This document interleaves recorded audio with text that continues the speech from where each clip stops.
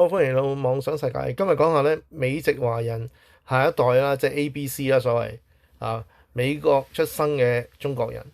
咁最近睇到條片咧，係講啲後生仔啦，就講佢父母咧後悔到咗美國，咁又真係幾鬼尷尬。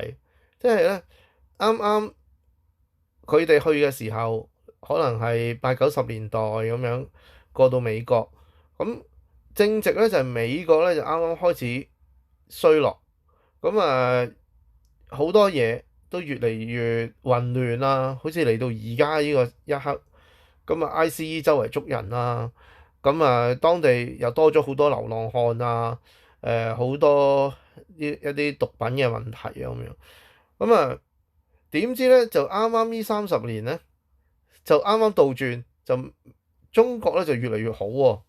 咁你見到啲科技咧即係創新啊，其他嘢啲公路啊等等都起得好快啊。咁佢啱啱咧就係喺佢嘅片嗰度亦都比較咗啦。哇！廣州、上海30年前都完全唔係咁嘅樣嘅因為當時佢父母移民去美國嘅時候咧，就睇到咧就好驚內地啦，覺得冇機會啊，好舊啊，啲樓好殘啊，咁覺得美國係好勁啊咁樣啊嘛。點知都唔使30年，咁佢90年代走，咁而家2020幾年30年到，係完全兩個世界咯。你見到上海啊、廣州嗰啲完全唔同啦咁樣。咁呢個女仔咧亦都喺嗰個段片嗰度咧，佢就講。佢父母咧係好驚嘅，即係好驚以前咧好驚內地又話冇機會啊，咁又話唔穩定啊，咁於是就走咗去美國移民啦咁樣。但係移咗佢先發覺，咦原來好多係宣傳嘅假象嚟嘅，即係佢哋會成日話喂美國好好啊，美國好公平啊咁樣。但係佢話終於發覺咧，美國根本就唔係一個民主國家嚟，佢係一個扮民主嘅國家。並唔係真係民主國家即係所有嘢咧，全部咧係由咧即係政府話事啦，好多係商業決定啦，咁其實咧一啲都唔民主嘅只不過咧換咗個總統啦咁但係做事嘅方針係不變嘅，同埋咧佢哋好着重個人主義噶嘛，咁個個人都自己出嚟話事啦，咁跟住咧就於是咧效率係非常之低，即係大家不停喺度拗啦，拗完一大輪先至去做嗰樣嘢。咁但係效率係非常之低咯，同埋好混亂咯。咁而家咧就正正就係發現咗啲咁嘅嘢，於是咧就拖慢咗成個即係美國嗰個發展進程。咁佢就話啦，佢哋而家移民咗去嗰啲咧，就兩邊都唔係人啊。點解咧？因為喺度移咗民，應該你係美國人啦咁樣。咁係啊，佢個樣係美國人嚟嘅，但係咧就美國人得嚟，佢其實佢全部都係美國人嘅習慣，譬如飲食啊。去快餐店食嘢啊嗰啲，其實基本上佢就完全都唔係中國人嘅習性嚟嘅，但係個樣就係中國人咯，亞洲人面孔咯。咁變咗呢啲咁嘅香蕉人咧，咁係好尷尬，即係外邊係黃色，裏邊係白色。咁好啦，如果翻亞洲住啊，即係佢話即係純正亞洲喺裏邊住嗰啲人咧，就識中文啊，其他啲嘢啊嘛。咁所以佢翻到去嗰邊咧，又格格不入，佢一個中文都唔識。咁即係佢翻到去又唔係中國人，喺美國又唔係美國人，就好尷尬啦呢個位。所以佢哋下一代咧，而家係都有呢啲咁嘅矛盾啊！即係佢唔知佢係咩人啊，兩邊都唔係。同埋咧，佢父母最後悔係咩咧？就 miss 咗中國最升得最快嗰段時間。即係呢40年咧，如果你留喺中國發展咧，即係容易好多啊，啲機會好多啊。咁你做生意啊，做其他嘢打工啊，都容易好多啊。咁喺呢段時間咧，你發覺好奇怪，好轉折，就話喂，點解內地人可以有錢落嚟香港買樓咧？仲越買越多咧，仲係最貴最靚嗰啲區俾佢買咧？佢就係咁解啫嘛。即係佢有錢嘅速度係非常之快。你諗下全球輸出啲物品，而嗰個係中國人做嘅，你諗下幾誇張？而家仲未有一個國家係可以全球輸出大部分嘅嘢喎，而家冇都係淨係得中國。咁最近連 Sony 都要投降啊，都要賣咗俾內地公司。咁嗰陣時其實最早咧就譬如IBM 啦，IBM 嗰啲 notebook 嘅部門俾中國買咗啦，俾聯想買咗。其實你慢慢見到咧係逐步逐步取替咗佢。咁所以咧有好多時候咧，我哋個感覺咧就係嗰個傳媒嘅宣傳啊，同埋偏見啊，你令到你覺得啊，好似唔係咁好喎，中國好似發展好慢，同埋唔係咁好喎。但係你倒翻轉頭，你喺外邊睇翻去咧，譬如你一個加拿大人，你咁耐未去翻過去，你一翻去睇咧就完全唔係嗰件事，根本都唔係嗰個地方嚟，你認唔到啊直頭。咁香港都係啦，你隔一陣又有新嘅建築物路，中環都變晒啦，中環海邊嗰度全部嗰啲工程係做過翻新晒。咁即係其實每一個10年咧係好唔同啊，個發展得好快。咁但係你話加拿大咧，去翻10年後咧，你去翻單餐其實差唔多，冇乜特別變過。咁嗰個發展係你相比之下就好快咯，變咗你揀咗。如果係早一批去咧，其實尤其是墨爾本啊，我自己喺墨爾本嗰邊住咗好耐啦，差唔多都成5、6年喺嗰邊住，讀書嘅時候。但係咧就最近睇翻咧，其實唔係多咗好多改變啊。Chinatown 條路都係咁樣，差唔多。嗰個 Chinatown 咧係一條斜路上去嘅啊。我哋喺 Melbourne 嗰邊咁啊，如果即係大家去過都應該知。咁啊，我細佬都可能呢個新年咧就去嗰邊懷舊下喎。咁但係我都喺度話啦，嗰度冇嘢玩喎，冇嘢睇嘅喎。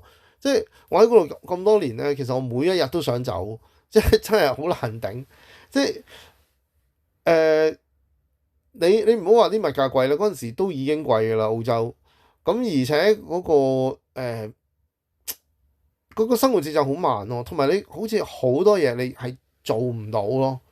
即係你唔同亞洲人地區咧，我突然間想開個生意或者乜嘢，我可以揾到人同人去傾啊，或者去投資啊咁樣，好容易啊。但係嗰邊咧好，你係直頭係一個外地人咯，我覺得。咁當然啦，嗰陣時我亦都有朋友咧，好早已經喺嗰度創業啦，喺嗰邊嗰啲街市咧，Victorian Market 係賣衫嘅啊。咁啊有一批內地人咧，亦都係咁樣喺嗰度做生意啊，有嘅啊，唔係冇。你話落唔落到山根，我唔知啊。咁有啲同學咧都喺嗰邊唔肯走嘅，即係但係再讀 master 或者咩啦。有一類咧就打工係多過翻學嘅，即係佢其實係主要係想留低，佢唔係翻學嘅。我見到大多數時間都唔喺學校啊。咁有啲人真係咁樣。咁但係你咁樣留咗喺嗰度，即係心諗，如果你留喺嗰度，淨係依20、30年啊，你真係乜嘢錢都留唔到喎。即係唔好話有冇錢去投資添啦，我諗成條軌道咧都唔同晒。即係唔好話有剩錢啊，淨喺嗰度生存到咧都已經叻㗎啦。咁嗰陣時申請都唔難嘅，你譬如去 Perth 啊啲遠啲嘅地方咧，唔難嘅，但後來就越嚟越難啦，當然。咁但係難你留低咗，只係一個開始喎。你仲要喺嗰度發到圍，你喺嗰度可以即係有自己嘅生意，或者你真係可以喺嗰度好多都係淨係打工嘅啫。咁你打工你又因為我嗰時有個朋友咧，就喺嗰邊咧，就喺香港邀請過去澳洲炒金嘅。咁我呢個朋友係好叻㗎，咁佢都話：喂，我唔攞最高稅階啦，大佬，佢再加人工俾我差唔多40%幾俾晒政府，咁無謂啦，係咪啊？我屋企打機好過啦，所以我讀書嘅時候咧，成日去佢屋企打機嘅，因為佢當時已經好有錢㗎，自己一個咧可以憑佢實力咧就移民到去澳洲啊，真係好難㗎，你知唔知啊？即係咁澳洲咁多人，點解要特登請個香港人過去做嘢咧？咁樣，咁我呢個朋友咧，後來咧都係佢阿醒啊，佢後來即係坐咗移民監之後咧，就即刻走咗。就翻咗北京去開自己生意，不過我好耐冇見佢啦，我唔知佢點啦，因為我同佢細佬係同學嚟噶嘛。咁嗰個係其中一個我識得嘅朋友之中，即係其中一個幾聰明。咁佢嗰陣時就係又係去咗澳洲，跟住冇幾耐，都係即係翻去內地，咁咧仲喺內地娶咗個嗰啲格格啊，即係格格嘅後人啊，即係嗰啲清朝嗰啲啊格格嘅後人做老婆。不過而家唔知點啦。即係我好耐冇即係接觸過啦。揾唔到佢啦已經。咁就所以好難講喎。你啱啱就係嗰啲時候咧，如果你唔把握個機會，其實好多機會俾你。咁但係你唔把握咗又冇咯喎。所以其實你移民真係一個幾大嘅決定嘅。有時咧我都明嘅啲 BNO 話睇翻轉頭，哇香港唔係即係冇佢想象中咁衰喎，但係英國咧就比佢想象中衰好多喎。最大係一個問題。雖然咧而家呢段時間大家經濟都麻麻地啦，但係英國嗰邊係急速下滑喎，即係亂到咧，尤其是咁多嗰啲新移民過去咧，咁啊香港反而冇呢個問題啦。即係最低限度多嘅就可能結業嘅，咁但係結業潮咧就兩邊都有嘅，但係佢冇咁多嗰啲難民嗰啲問題啊嘛，仲有嗰啲治安問題香港都冇啊嘛。咁喺最低限度你治安冇呢個問題咧，咁你難揾啲，咁你都揾到啊，你咪慢慢揾咯。咁其實而家我見到呢排呢個招聘都其實多咗好多，尤其是一個港股又升翻啦，樓又升得唔錯啦，樓今年嘅第二高噶啦，嗰個指數，咁就樓價嗰個index，咁有好多地方都企翻穩啦，咁所以咧選擇開頭嘅選擇係睇唔到啊，你以為你做咗一個好好嘅選擇，但係隔咗幾年之後咧，原來係錯晒啊，所以好難講。咁但係去之前有心理準備咯，去完之後咧，亦都唔好望翻轉頭啦，過咗去就過咗去啦。咁我都識好多人咧係移民咗美國咧，其實但係都係冇乜發展啊，唔係咁容易啊。你去到一個外國嘅地方，仲要有發展，呢條路唔係好似你幻想中咁美好啊。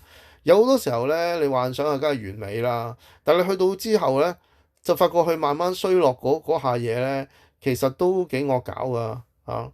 咁啊，希望大家都即係珍惜自己嘅地方啦。如果你移民咗加拿大嘅，咁喺加拿大好好生活咯，享受加拿大嘅寧靜咯。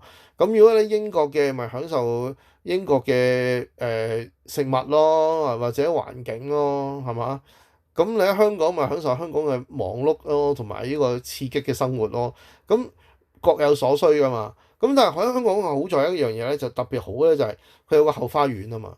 如果你覺得逼嘅，你上內地過咗關之後，可能10分鐘都唔使你就過到關啦。跟住大把地方你行啦，大把地方你玩啦，幾大嘅商場都有啦。咁呢啲就係個 improvement 啦。因為嗰排去咗深圳咧，去咗一次咧，都係個地方環境乾淨咗好多，好靚。好多地方嘅商場咧都係去到香港甲級商場咁嘅水平，買啲嘢亦都好精緻嚇，即係好多選擇。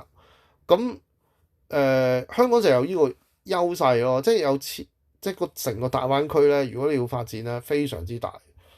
咁但係如果美國嘅其實或者英國嘅好多時候咧，佢一過咗最核心嗰啲地方咧，你就發覺係好相差好遠啊！因為你真正睇到國力咧，唔係睇淨係喺一啲大嘅城市，其實大嘅城市差唔多，每個大城市嘅租金或者發展其實都好好。但係你真係睇到咧，就係遠少少啊，二線城市或者三線城市都 OK 嘅話咧，其實整體嚟講係相當唔錯。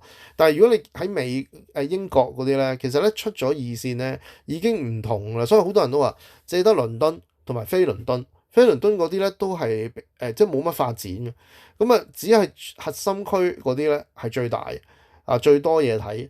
咁但係香港啊過咗去深圳啊，去到二線啊，你當二線啦，係嘛？咁啊而家深圳都差唔多一線啦，咁你都係仍然係非常之發達。你就算上到中山啊嗰啲，其實都好多嘢玩，好多嘢食咯。咁所以整體嚟講，我可以咁講啦，即係香港同中國咧個發展比較平均啲嘅，其實你唔會有極之貧窮啊，好似嗰啲瞓街嗰啲咁多咯。